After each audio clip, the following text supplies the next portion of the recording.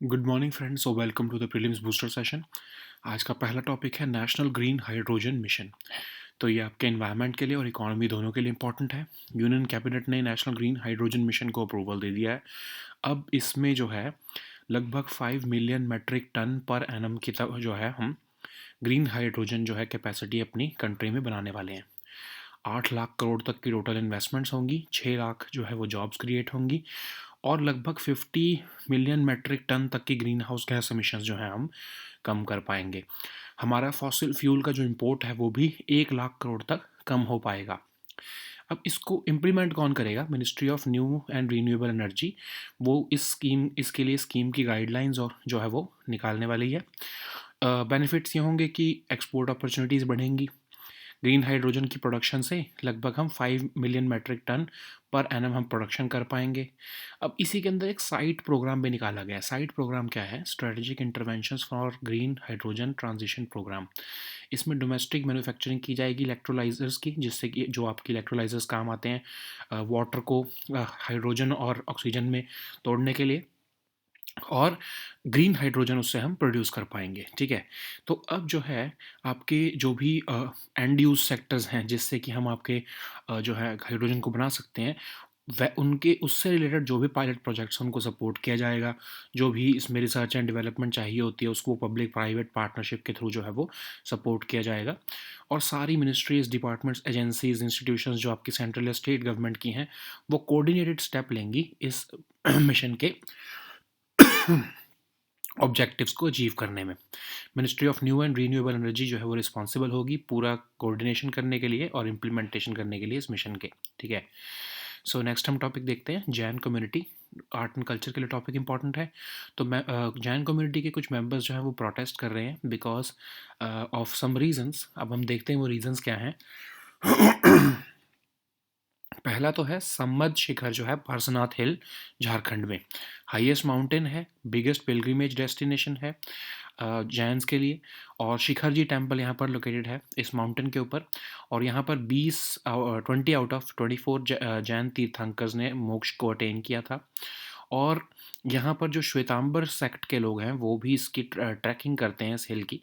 और ऐसे ही शत्रुंजय या शत्रुंजय हिल्स हैं। ठीक है, तो ये आपके गुजरात में सिटी ऑफ पलिटाना में लोकेटेड है। और यहाँ पर जो है इसको सेंक्टिफाई किसने किया? ऋषभ ने। जो ऋषभ जो आपके फर्स्ट तीर्थंकर थे जैनिज्म के, जिन्होंने अपना फर्स्ट सरमन भी इसी यहाँ पर ही टेम्पल पर जो है हिल टॉप पेट एम्पर पर दिया था। आदिनाथ जो है फाउंडर ऑफ जैनिज्म, उन्होंने भी यहाँ पर ही मेडिटेट किया रयान ट्री में के नीचे। ठीक है, तो कुमार पाल सोलंकी ने इस इधर के टेम्पल्स को बनाया है इस साइट पे। अब ये इशू क्या है? अब जो झारखंड वाले जो है स्पॉट का जो इशू है वो ये है कि पार्सनाथ एरिया जो है उसको टूरिस्ट स्पॉट डिक्लेयर कर दिया झारखंड गवर्नमेंट ने फरवरी 2019 में।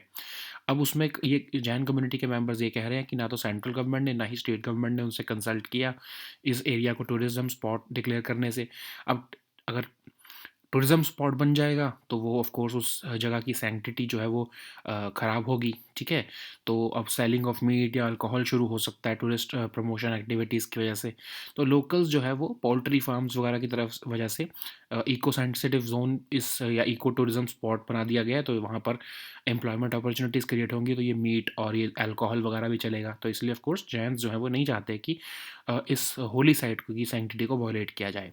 अब जो गुजरात वाली साइट है वहाँ पर जो है शत्रुंजय हिल्स के जो है टेम्पल को डेसिक्रेट किया गया। तो अब वो जो जैन्स हैं वो ये डिमांड कर रहे हैं इस वैंडलिज्म को जो है वो प्रोब किया जाए और इस एरिया को जो है प्रोटेक्ट किया जाए। ठीक है, सो नेक्स्ट हम टॉपिक देखते हैं draft national medical commission amendment bill 2022। Governance के लिए इंपॉर्टेंट है। तो national commission medical commission amendment bill 2022 जो है वो एक फिफ्थ ऑटोनॉमस बॉडी लेके आना चाह रहा है, board of examinations in medical sciences. अब ये एक जो है नेशनल एग्जिट टेस्ट कंडक्ट करने वाले हैं। ठीक है, अगर ये ऑफ कोर्स बना दिए गए तो नेशनल एग्जिट टेस्ट क्या होता है? जो भी डॉक्टर होते हैं अगर वो मेडिकल काउंसिल से रजिस्टर होने से पहले उनको एक एग्जिट टेस्ट देना पड़ता है। तो उसको कंडक्ट करने के लिए board of examinations in medical sciences जो है वो न्यू बनाने की बात हो रही है, ठीक है। तो ऑलरेडी एग्जिस्ट भी करते हैं ये बॉडी, बट इसको न्यू बनाने की बात की जा रही है। तो नेशनल मेडिकल कमीशन, तो आपको पता है कि नेशनल मेडिकल कमीशन एक्ट 2019 के अंडर बनाया गया है, जिसको मेडिकल काउंसिल ऑफ इंडिया को रिप्लेस करने के लिए जो है लाया गया था। फिर इसमें मेडिकल एडवाइजरी काउंसिल होता है जो कि स्टेट्स या यूटीज़ को एडवाइस करता है और उनके व्यूज़ जो है वो देखता है। और 4 ऑटोनोमस बोर्ड्स भी होते हैं इस नेशनल मेडिकल कमीशन के अंडर, अंडर ग्रेजुएट्स के लिए, अंडर ग्रेजुएट कोर्सेज के लिए या पोस्ट ग्रेजुएट कोर्सेज के लिए। ऐसे ही medical assessment and rating board होता है, ऐसे ही एक एथिक्स और मेडिकल रजिस्ट्रेशन बोर्ड होता है।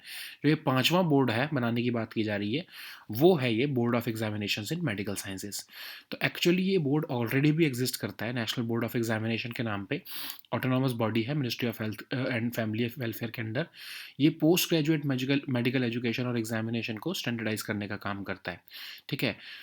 लेकिन अब जो ये न्यू बनाया जा रहा है, ये 5th ऑटोनॉमस बोर्ड होगा। ये आपके नेक्स्ट टेस्ट जो होते हैं ना, जो नेशनल एग्जिट टेस्ट, वो भी कंडक्ट कराया करेगा और जो है इंस्टीट्यूशंस को भी एक्रेडिट करेगा, जो भी डिप्लोमा जो है पोस्ट ग्रेजुएट फेलोशिप देते हैं या सुपर स्पेशलिटी फेलोशिप देते हैं, वो सारे जो है एक्रेडिटेशन का काम भी अब ये 5th बोर्ड किया करेगा, ठीक है। अब ऐसे ही कहा जा रहा है कि आने वाले टाइम में बोर्ड ऑफ काउंसलर्स और काउंसलिंग भी बना देना चाहिए, ठीक है, जिससे कि जो है एडमिशन्स का प्रोसेस भी जो है वो स्ट्रीमलाइन हो सके। नेक्स्ट हम टॉपिक देखते हैं, principle of collective responsibility. Polity के लिए टॉपिक इंपॉर्टेंट है। सुप्रीम कोर्ट ने बोला है कि एक गवर्नमेंट जो है उनको हम रिस्पॉन्सिबल नहीं मान सकते अगर उनके किसी एक मिनिस्टर ने कोई रिमार्क दिया है, ठीक है। तो मिनिस्टर के किसी कुछ शब्द बोलने की वजह से इसका मतलब ये नहीं है कि सारी जो है काउंसिल ऑफ मिनिस्टर्स और पूरी गवर्नमेंट उस व्यू को अपना मानती है, ठीक है। तो हुआ क्या था कि 2016 में उस समय की उत्तर प्रदेश सरकार के मिनिस्टर आज़म खान जो है, उन्होंने एक रेप के इंसिडेंट को ये बोला था कि वो पॉलिटिकल कॉन्स्पिरेसी है और कुछ नहीं है। तो ऑफ कोर्स सुप्रीम कोर्ट ने उनको जो है अपॉलॉजी भी देने को कहा है। और ये एक्चुअली ये जजमेंट जो है एक रेफरेंस आई थी 2017 में constitution bench of supreme court को। तो उसमें ये जजमेंट जो है ये बता रही है, ठीक है। तो ये 5 जज bench of the supreme court ने बोला है कि एडिशनल रिस्ट्रिक्शंस नहीं डाल सकते हम article 19 clause 2 of the constitution में हम अपने जो लेजिस्लेटर्स की फ्री स्पीच के ऊपर। तो ऑफ कोर्स कुछ रिस्ट्रिक्शंस तो हैं, लेकिन हम एडिशनल जो है वो नहीं डाल सकते जिससे कि फ्रीडम ऑफ स्पीच और एक्सप्रेशन को हम वॉयलेट नहीं कर सकते, ठीक है। तो अब ये प्रिंसिपल ऑफ कलेक्टिव रिस्पॉन्सिबिलिटी होता क्या है? तो उन्होंने बोला है कि पार्लियामेंट, ऑफ कोर्स आपको पता है कि पार्लियामेंट्री फॉर्म ऑफ गवर्नमेंट का बेडरॉक है। आर्टिकल 17 के अंदर कहा गया है कि काउंसिल ऑफ मिनिस्टर्स जो है वो कलेक्टिवली रिस्पॉन्सिबल होते हैं लोकसभा को, और ऑल मिनिस्टर्स जो है वो जॉइंट रिस्पॉन्सिबिलिटी रखते हैं लोकसभा की तरफ। इसीलिए अगर कोई no confidence motion council of ministers की तरफ आता है लोकसभा में, तो इवन जो मेंबर जो काउंसिल ऑफ मिनिस्टर्स राज्यसभा से आते हैं उनको भी रिज़ाइन करना पड़ता है। कैबिनेट डिसीजन सारे कैबिनेट मिनिस्टर्स के ऊपर जो है वो कलेक्टिवली बाइंड होती है। तो एक मिनिस्टर चाहे कैबिनेट डिसीजन से डिसएग्री भी करे, फिर भी उनको जो है वो उसको डिफेंड करना पड़ता है, और अगर वो नहीं कर सकते डिफेंड तो उनको रिज़ाइन करना पड़ता है, ठीक है। सो बहुत सारी ऐसी जजमेंट्स भी आई हैं सुप्रीम कोर्ट की कलेक्टिव रिस्पॉन्सिबिलिटी से रिलेटेड, जैसे कि common cause versus union of India case, जिसमें कहा कि सारे मेंबर्स जो हैं गवर्नमेंट के वो यूनानिमस होने चाहिए पॉलिसी की सपोर्ट में, और सारे मिनिस्टर्स जो हैं वो सक्सेस और फेलियर ऑफ पॉलिसी दोनों के लिए रिस्पॉन्सिबल होते हैं। ऐसे ही S P Anand versus H D Deve Gowda case भी है, जिसमें कहा गया है कि हर डिसीजन ऑफ द कैबिनेट या हर डिसीजन ऑफ द गवर्नमेंट के लिए सारे मिनिस्टर्स जो है वो कलेक्टिवली रिस्पॉन्सिबल होते हैं, ठीक है। अब कॉन्स्टिट्यूशन बेंच की जो जजमेंट है वो कह रही है कि एक मिनिस्टर ने अगर कोई स्टेटमेंट दे दी है तो इसका मतलब ये नहीं है कि वो गवर्नमेंट का स्टैंड है, ठीक है। फ्लो ऑफ स्ट्रीम जो है वो जो कलेक्टिव रिस्पॉन्सिबिलिटी की, वो काउंसिल ऑफ मिनिस्टर्स से इंडिविजुअल मिनिस्टर्स की तरफ जो है वो फ्लो करती है, ना कि उल्टा। मतलब ऐसा नहीं कि इंडिविजुअल मिनिस्टर्स की तरफ से की तरफ से जो है वो सारे काउंसिल ऑफ मिनिस्टर्स जो हैं वो रिस्पॉन्सिबल होंगे, ठीक है। सारे काउंसिल ऑफ मिनिस्टर्स की वजह से जो है वो एक इंडिविजुअल मिनिस्टर भी रिस्पॉन्सिबल होता है। सो नेक्स्ट हम टॉपिक देखते हैं, हीट डोम। एनवायरनमेंट के लिए टॉपिक इंपॉर्टेंट है। तो बहुत सारे यूरोप के पार्ट्स में एक विंटर हीट वेव चल रही है और टेम्परेचर्स 10 से 20 डिग्री जो है वो बढ़ चुके हैं। तो 7 कंट्रीज़ इन यूरोप में खासकर ये हॉटेस्ट जनवरी जो है रिकॉर्ड किया जा रहा है। अब हुआ क्या है, एक हाई प्रेशर का एरिया वार्म एयर के ऊपर जो है वो आकर आकर टिक गया है और बहुत लंबे टाइम से टिका हुआ है। तो अब जो है इसमें क्या हो रहा है कि जो ये एयर है, जो नीचे की जो आपकी वार्म एयर है, ये नीचे जाती है, सिंक होने लगती है। Of course I am sorry, जो वार्म एयर है वो तो आपकी ऊपर उठती है ना, राइज होती है। तो नीचे से जो दूसरी एयर जो है जब वो उसकी जगह लेती है, तो वो भी ऑफ कोर्स ड्राई होती रहती है और उसका भी टेम्परेचर बढ़ता रहता है, तो एक फिनोमेना ही बन जाता है ये। और ये वार्म एयर जो है बनती ही रहती है, ठीक है। तो इससे क्या होता है, ये हीट डोम बन जाता है उस एरिया में और उस एरिया में ज़्यादा गर्मी हो जाती है। तो ये हो किसकी वजह से रहा है, ये होता है जेट स्ट्रीम। जेट स्ट्रीम ही वो हाई प्रेशर लेकर आती है, वेव लाइक पैटर्न की तरफ मूव करती है। जब ये बड़ी हो जाती है वेव और स्लोली मूव करती है, तो एक टाइम ऐसा आता है कि ये स्टेशनरी हो जाती है एक जगह पर आकर। जहाँ पर ये आकर स्टेशनरी हो जाती है वहाँ पर ये हीट डोम का फॉर्म फिनोमिना देखने को मिलता है, ठीक है। नेक्स्ट हम टॉपिक देखते हैं, centrally protected monuments. Art and culture के लिए इंपॉर्टेंट है। मिनिस्ट्री ऑफ कल्चर ने पार्लियामेंट को बोला है कि 50 है जो आपके 3700 के आसपास जो है सेंट्रली प्रोटेक्टेड मॉन्यूमेंट्स जो हैं, उसमें से 50 मॉन्यूमेंट्स जो हैं वो मिसिंग हैं। तो of course centrally protected monuments जो हैं आपके एमएसआर एक्ट 1958 के अंदर प्रोटेक्टेड होते हैं और ये वो मॉन्यूमेंट्स हैं जो कि 100 साल से पुराने हैं, ठीक है। आर्कियोलॉजिकल सर्वे ऑफ इंडिया के पास ये जिम्मेदारी होती है कि इनको प्रोटेक्ट करें। अब आर्कियोलॉजिकल सर्वे ऑफ इंडिया जो है वो 1861 में एक ब्रिटिश आर्मी इंजीनियर ने बनाया था, अलेक्जेंडर कनिंगम ने, आर्कियोलॉजिकल रिसर्च और कंजर्वेशन के लिए। एमसर एक्ट और even antiquities and art and treasure act of 1972 भी जो है वो रेगुलेट करने का काम आर्कियोलॉजिकल सर्वे ऑफ इंडिया ही करता है, ठीक है। नेक्स्ट हम टॉपिक देखते हैं, कलासा बंदूरी नाला प्रोजेक्ट। इकोनॉमी के लिए टॉपिक इंपॉर्टेंट है। कर्नाटका चीफ मिनिस्टर ने लेजिस्लेटिव असेंबली को बताया है कि गवर्नमेंट को सेंटर से 2 डिटेल्ड प्रोजेक्ट्स क्लियरेंस रिपोर्ट की क्लियरेंसेस मिल गई है कलासा बांदुरी नाला on the Mahadayi Dai river के लिए। अब ये रिवर जो प्रोजेक्ट है, इसमें महादाई रिवर का जो है पानी जो है वो बेलगावी, धारवाड़, बगलकोट और गाड़ाक डिस्ट्रिक्ट्स को पानी पहुंचाने के लिए जो है वो डाइवर्ट किया जाने वाला है। 1980s में सबसे पहली बार प्रपोज किया गया था। एक्चुअली ये डिस्प्यूट बन गया क्योंकि इसमें बेलगावी, धारवाड़ कुछ ऐसे रीजन्स आ गए जिसमें कर्नाटका, गोवा और महाराष्ट्र अपनी अपनी जो है वो क्लेम रखते हैं। अब इस प्रोजेक्ट में महादाई रिवर का जो है, जो कि लाइफलाइन ऑफ गोवा है, उसका पानी डाइवर्ट करके मालप्रभा रिवर में जो है वो डाला जाने वाला है, ताकि इन वाटर डेफिशिएंट रीजन्स को पानी पहुंचाया जा सके, ठीक है। सो इस प्रोजेक्ट के लिए कर्नाटका के चीफ मिनिस्टर कह रहे हैं कि उनको जो है वो सेंट्रल गवर्नमेंट से क्लियरेंस मिल गई है। सो नेक्स्ट हम टॉपिक देखते हैं, national commission for scheduled tribes. Politically important है, सोशल इश्यूज़ के लिए भी इंपॉर्टेंट है। तो national commission of scheduled tribes ने रिसेंटली बोला है फॉरेस्ट कंजर्वेशन रूल्स जो हैं वो फॉरेस्ट राइट्स एक्ट को वायलेट करने वाले हैं, ठीक है। तो हमने इसके बारे में पढ़ा था, फॉरेस्ट कंजर्वेशन रूल्स याद होगा आपको, है ना। तो अब national commission for scheduled tribes जो हैं वो 2004 में बनाया गया। अब जो है इसको अमेंड किया गया, आर्टिकल 338 को अमेंड करके आर्टिकल 338A बनाया गया और कॉन्स्टिट्यूशन 89th अमेंडमेंट एक्ट जो है जब पास हुआ, तब ये national commission for scheduled tribes जो है वो अलग से बनाया गया। अदरवाइज तो क्या था कि national commission for scheduled caste and scheduled tribes एक ही बॉडी होती थी, उसको बाद में 89th अमेंडमेंट एक्ट के अंदर तोड़कर 2 बॉडीज़ बना दी गई हैं, ठीक है। तो चेयरपर्सन जो होते हैं इसके, उनको इवन यूनियन कैबिनेट मिनिस्टर का जो है वो रैंक दिया जाता है और जो इसके वाइस चेयरपर्सन होते हैं उनको मिनिस्टर ऑफ स्टेट का रैंक दिया जाता है। अब इनके ऑफ कोर्स यही फंक्शंस हैं कि एसटी से रिलेटेड जो भी आपके जो है सेफ गार्ड्स हैं कॉन्स्टिट्यूशन में या किसी भी पॉलिसी में या किसी भी एक्ट में, उनको जो है वो मॉनिटर करना, वो ये काम national commission for scheduled tribes करता है। नेक्स्ट हम टॉपिक देखते हैं, south Asian black carbon aerosols. Environment के लिए टॉपिक इंपॉर्टेंट है।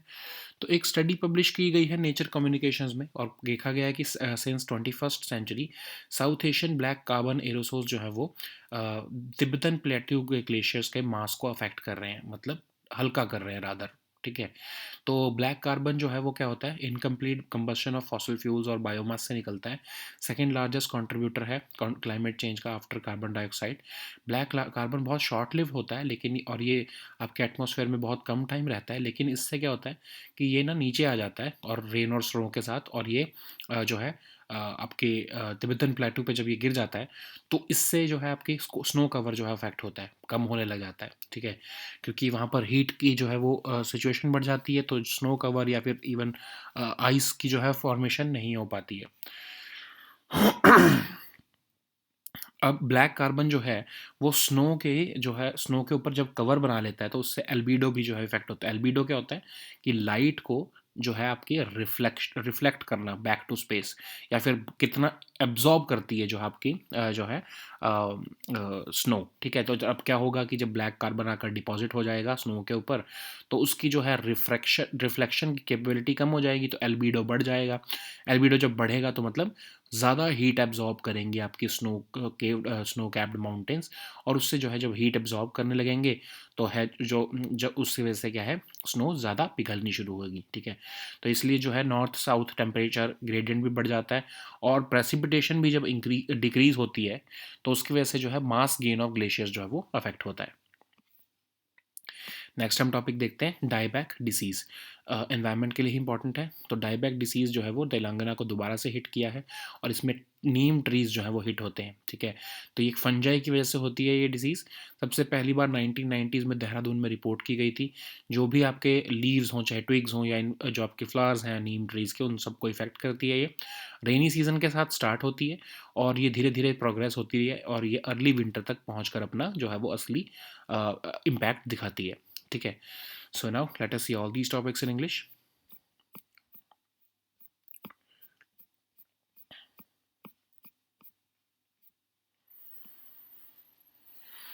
So the first topic is National Green Hydrogen Mission. This topic is important for your environment and economy topic both. So Union Cabinet has recently given approval to National Green Hydrogen Mission, and the scheme guidelines would be formulated and implemented by the Ministry of New and Renewable Energy. So the aim is to have at least 5 million metric ton of hydrogen per annum, and about 8 lakh crore of total investments will be generated. 6 lakh jobs will be made, and we will be able to reduce fossil fuel imports of over 1 lakh crore rupees. Almost 50 lakh million metric ton worth of annual greenhouse emissions would be reduced also. So of course, what are the opportunities? We would be able to create export opportunities, and we would be able to create at least 5 million metric ton of green hydrogen in the country. So there is also a site program in this. So strategic interventions for green hydrogen transition program will be able to facilitate domestic manufacturing of electrolyzers, through which of course green hydrogen would be made, and production of green hydrogen would also be focused upon. So the pilot projects which are functioning in the end use sectors and production of green hydrogen will be supported. Even the green hydrogen ecosystem would be supported through R&D projects using public private partnership framework. So all the ministries, departments, institutions of central and state governments will collectively work together to coordinate with each other in implementing the objectives of this mission. And Ministry of New and Renewable Energy will be responsible for the overall coordination of this scheme or this mission. So the next topic is Jain community. This topic is important for your art and culture section. So members of Jain community have been staging protests in the country regarding certain actions that have been taken by central government and the Jharkhand state government. So in Samad Shikhar in Parsanath Hill, it has been declared as the tourism hotspot or ecotourism hotspot in this area, which the Jain community does not want, because they are saying that this would violate the sanctity of this pilgrimage center of theirs. And similarly, Shatrunjay Hills of Gujarat, they have been the temples there have been vandalized, and they want justice for themselves. So about Samet Shikharji, it is the highest mountain in the state of Jharkhand. It is the biggest pilgrimage destination for the Jain people. So Shikharji temple is located at the top of this Parsanath mountain. It is a place where 20 of the 24 Jain Tirthankars have attained moksha. So it is very sacred to the Shwetambar sect of Jainism, and they also carry out the 27 kilometer long trek of climbing of this hill.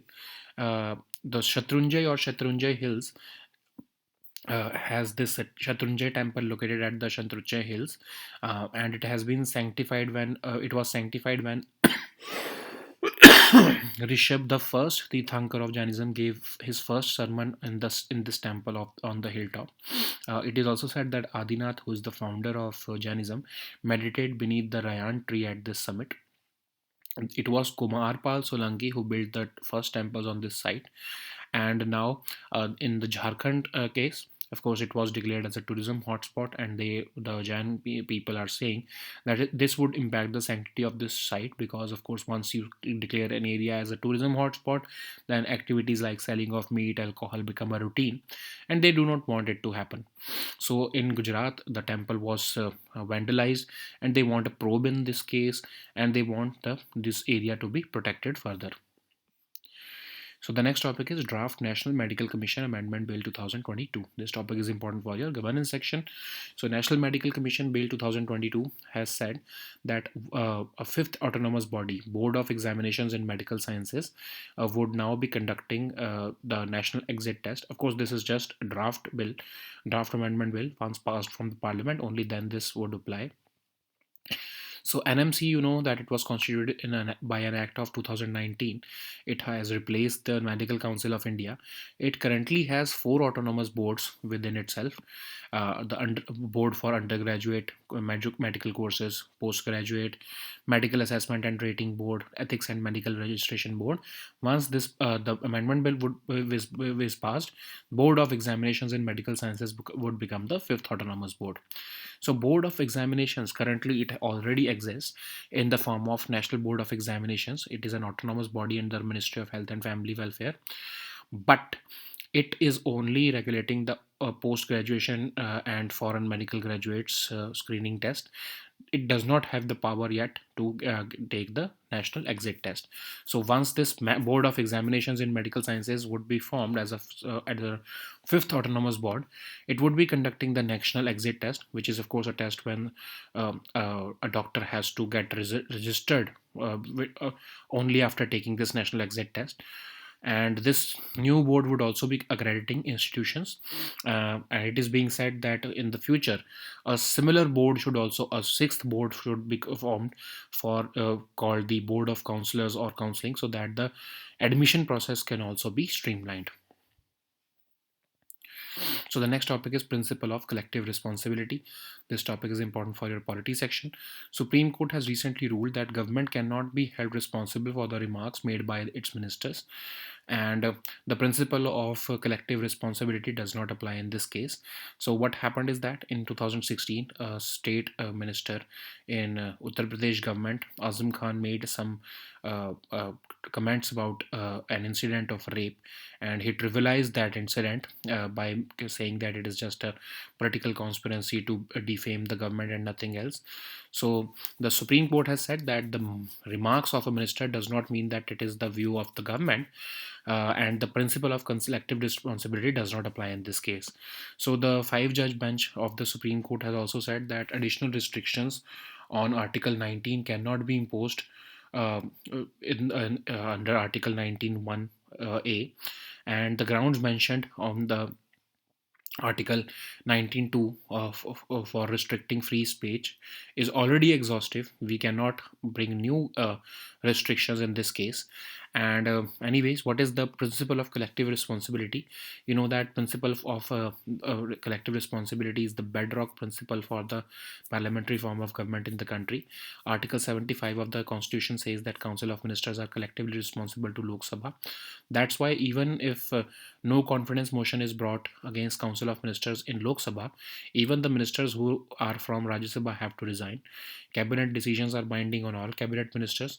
Even if a minister disagrees with the cabinet decision, he will have to defend it, or if he cannot do so, he will have to resign from the cabinet. Time and again, important judgments have been made by Supreme Court with respect to collective responsibility. These are the two cases in which the collective responsibility has been upheld. The Constitution Bench judgment is saying that the flow of stream in collective responsibility is from the Council of Ministers to the individual ministers and not in the reverse direction. Okay. So the next topic is heat dome. This topic is important for your environment section. So several parts of Europe are witnessing unprecedented winter heat wave, and the temperatures have risen by 10 to 20 degrees Celsius above normal. So they are experiencing an extremely warm spell because of formation of a heat dome over their region. So what is a heat dome? It happens when an area of high pressure traps warm air over a region for an extended period of time, generally when a jet stream flows and it covers the entire area, and it traps the heat in a particular area through a wave like pattern, and this jet stream becomes stationary for an extended period of time. And then what happens is that that area becomes hot, and this heat dome is formed over that area. So the next topic is centrally protected monuments. This topic is important for your art and culture section. Recently, Ministry of Culture has reported that 50 of India's 30, almost 3,700 centrally protected monuments were missing. So what are centrally protected monuments? So those on monuments which are about more than 100 years old, they are protected under the AMSR Act of 1958, and Archaeological Survey of India has been entrusted with the responsibility of protecting those monuments. And this Archaeological Survey of India was founded in 1861 for archaeological research and conservation. They also regulate all archaeological activities conducted in the country through this AMSR Act, and it also regulates the Antiquities and Art and Treasure Act of the country of 1978, of course. So the next topic is Kalasa Banduri Nala project. This topic is important for your economy section. So Karnataka CM has recently informed the Legislative Assembly that government has received a clearance from the center for two detailed project reports on the Kalasa Banduri Nala on the Mahadai River. The aim of this project is to divert water from Mahadai River, which is the lifeline of Goa, into Malaprabha River, so that water can be transferred to the water deficit region of Belgavi, Dharwad, Bagalkot, and Gadag districts. The project was, of course, proposed in early 1980s, but it became a cause of dispute between Karnataka, Goa, and Maharashtra. So this project has remained just on paper because of this dispute. But now, probably some developments have happened in this particular project. So the next topic is National Commission for Scheduled Tribes. This topic is important for your social issues. So National Commission for Scheduled Tribes has recently said that forest conservation rules will violate the Forest Rights Act of 2006.